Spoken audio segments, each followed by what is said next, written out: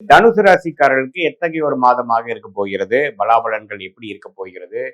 அந்த 30 நாட்கள் ஆண்டின் கடைசி மாதமாக வரக்கூடிய டிசம்பர் மாதம் எப்படி தனுசு ராசிக்காரர்களுக்கு முடிவடைந்து அடுத்த வரக்கூடிய ஆண்டை அவங்க எதுமாற ஒரு மென்டாலிட்டியில எதுமாற ஒரு மனநிலையில வரவேற்க போறாங்கிறது இந்திய வேத ஜோதிட அடிப்படையிலான இந்திய அந்த ஒளி தத்துவம் பிரகாரம் நம்ம பார்த்து எப்படி நம்மளுடைய கர்மா செயல்பட போகிறது, நல்ல சாதகமான சம்பவங்கள் எப்படி நடக்கும், சாதகமற்ற சம்பவங்கள் நடக்கக்கூடிய அமைப்பு இருக்கா, எப்படி இருக்கு, இந்த மூடநம்பிக்கைகள் போகாமல், மிகைப்படுத்தி பேசாமல், பரிகாரங்கள் அது மாதிரி மூடநம்பிக்கையில் போகாமல் துல்லியமாக நாம உள்ளது உள்ளவாறு பார்க்க போறோம் சயின்டிபிக் வேதிக் அஸ்ட்ராலஜி முறையில். தனுசு ராசிக்காரருக்கு 4ஆம் இடத்துல சனி, 7ஆம் இடத்துல குரு இருந்தவர் அதிவக்ரமாக மாதத்தின் முதல் 10 நாட்கள்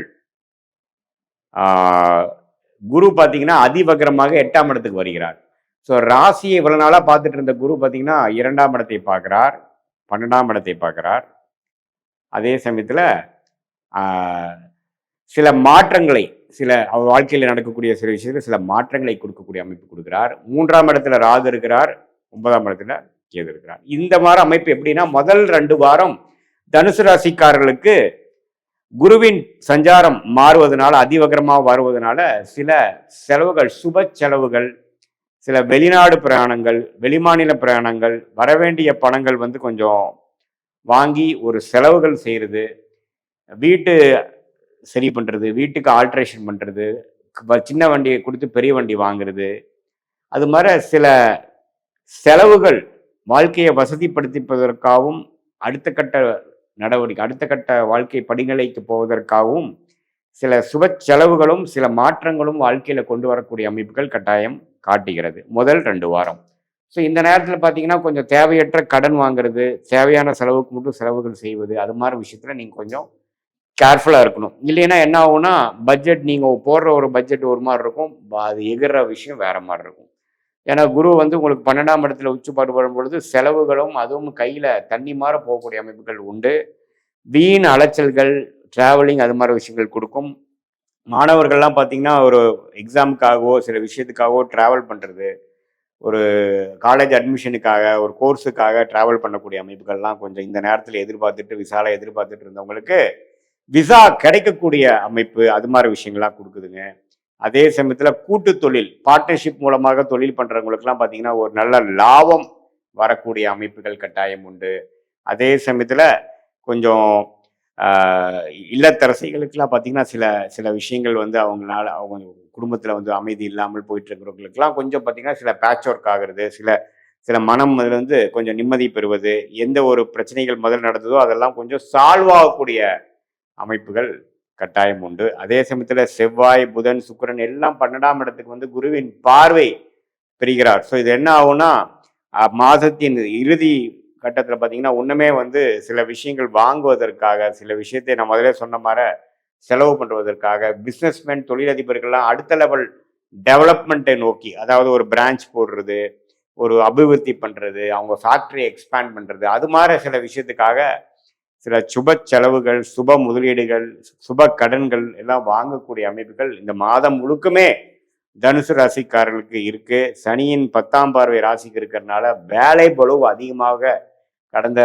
ஒரு 5-6 மாசமாவே தனுசு ராசிக்காரர்கள் கொஞ்சம் வேலை பளுவாக பாதிக்கப்பட்டு இருக்கீங்க. சில விஷயங்கள்லாம் அவ்வளோ மனசுக்கு இதமா இல்லாமல் சில பிரச்சனைகள் கொடுக்கக்கூடிய அமைப்புகள் போய்கொண்டிருக்கிறது. அது கொஞ்சம் மெல்ல மெல்ல சால்வ் ஆகக்கூடிய மாதத்தின் இறுதிக்குள்ள இந்த கிறிஸ்துமஸ், அந்த நியூ இயர் டைம் வரும்பொழுது கொஞ்சம் மனம் உற்சாகம் அடையக்கூடிய அமைப்புகள், கொஞ்சம் வெளிநாடு பிக்னிக் போகக்கூடிய அமைப்புகள், டிராவலிங் டூர் போகக்கூடிய அமைப்புகள், அதெல்லாம் கொஞ்சம் கட்டாயம் கொடுக்கக்கூடிய அமைப்புகள் தனுசு ராசிக்காரர்களுக்கு உண்டு. ஸோ ஆண்டு கிரகத்தின் சஞ்சாரமும் பரவாயில்லை, மாத கிரகத்தின் சஞ்சாரம் 12ஆம் வீட்டுக்கு விரயஸ்தானத்துக்கு வந்தாலும் உச்சகுருவின் பார்வை பெறுவதனால ஒரு நல்ல விஷயத்துக்காக சில விரயங்கள் செய்கிறோம், நல்ல விஷயத்துக்காக சில சுப முதலீடுகள் செய்கிறோம், சுப செலவுகள் செய்கிறோங்கிற மாதிரி ஒரு நல்ல அமைப்புகளாக இருக்கும். அதில் நீங்கள் பார்த்தீங்கன்னா சுப விஷயத்துக்காக பண்ணுறோமா அனாவசியமாக பண்ணுறோமாங்கிறது தீர்க்க யோசிச்சு அதுக்கு தகுந்த மாதிரி நீங்கள் செயல்படுவேன். ஆனால் நம்ம தேவையான சில விஷயங்கள் கன்ஸ்ட்ரக்டிவாக இந்த மாதம் நீங்கள் தனுசு ராசிக்காரர்கள், மாணவர்களாக இருந்தாலும் சரி, தொழிலதிபர்களாக இருந்தாலும் சரி, வேலையில் இருக்கிறவங்க வேலைக்காக சில ஆன்சைட் எதிர்பார்க்குறவங்க, வேலைக்கு போகிறவங்களா இருந்தாலும் சரி, அது மாதிரி நல்ல மாற்றங்கள் கொடுக்கக்கூடிய அமைப்பு கட்டாயம் உண்டு. இதில் வேலையில் இருக்கிறவங்க பார்த்தீங்கன்னா, கம்பெனி சேஞ்ச் ஓவர் எதிர்பார்க்குறவங்க, ஆன்சைட் போகணும் எதிர்பார்க்குறவங்க, சில மாற்றங்கள், சில ப்ரொமோஷன், சில விஷயங்களை எதிர்பார்க்குறவங்களுக்கெல்லாம் கொஞ்சம் டக்குன்னு நடக்கக்கூடிய அமைப்புகள், மாறக்கூடிய அமைப்புகள்லாம் கட்டாயம் உண்டு. ஸோ இந்த மாதத்தை வந்து நல்ல விதமாக நீங்கள் யூஸ் பண்ணிக்கணும். இதுதான் ஒரு பொது பலனே தவிர, உங்களுடைய ஜென்ம ஜாதகத்தில் வந்து நீங்கள் எந்த தேதியில் பிறந்தீங்க, எந்த நேரத்தில் பிறந்தீங்க வச்சு உங்கள் ஜாதகத்தில் வரக்கூடிய தசா புக்திகள் உங்கள் லக்னத்துக்கு எத்தகைய ஒரு தசா புக்திகளாக போய்கொண்டிருக்கிறது, யோகமான தசைகளாக இருக்குதா, சுமாரான தசைகளாக இருக்குதா, எது மாதிரி ஆதிபத்திய விஷயத்தை அது கொடுக்க போகக்கூடிய அமைப்பாக இருக்கிறதுங்கிறதெல்லாம் தீர நம்ம ஆராய்ந்து இந்த கோச்சார் அமைப்போட நம்ம மிக்ஸ் பண்ணி நாம பார்க்கும் பொழுது அடுத்த வரக்கூடிய வாழ்க்கை கட்டம், அடுத்த ஃபியூ மந்த்ஸ் எப்படி இருக்க போகுது, அடுத்த இயர் எப்படி இருக்க போகுது, உங்க வாழ்க்கை வந்து எதை நோக்கி போய் கொண்டிருக்கிறது, எப்போ மாறும், எப்போ வேலை மாறும், எப்போ வேலை கிடைக்கும், எப்போ வந்து தொழில் அபிவிருத்தி வரும், எப்போ கடன் அடையும், படிக்கிறவங்களுக்குலாம் பார்த்தீங்கன்னா எப்போ காலேஜ் போவாங்க, எது மாதிரி விஷயங்கள் போவாங்க, வெளிநாடா வெளி மாநிலமா, பக்கத்திலே படிக்க போறாங்களா, எதுங்கிற மாதிரி